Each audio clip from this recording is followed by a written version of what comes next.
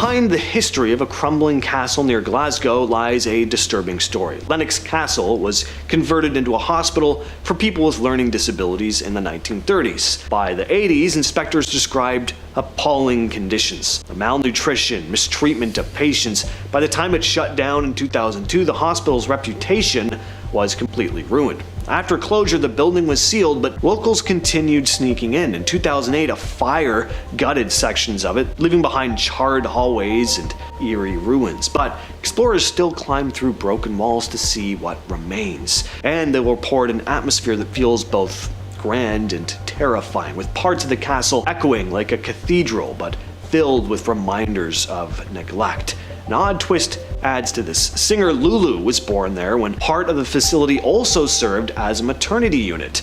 Today, Lennox Castle is fenced off, but it keeps drawing curious explorers with its mix of history, tragedy, and decay. Imagine stepping into an asylum so eerie that even the objects left behind look like props from a horror movie. That's the Manicomio di Voghera. Locals call it the Painful City, and for good reason. It closed in 1998, and since then its rooms have been left to rot. Inside, explorers have found broken gurneys, decaying hospital beds, and most unsettling, mannequins scorched by fire. Oh, mannequins. Never a good sight. Baby high chairs also sit abandoned, old x-rays, patient records, stained papers litter the floor, red streaks mark some of the walls. Photographers who entered illegally captured images that looked almost staged for horror films, but every detail is real. This asylum is rarely mentioned outside of Italy, but it remains one of the most visually disturbing abandoned institutions in Europe.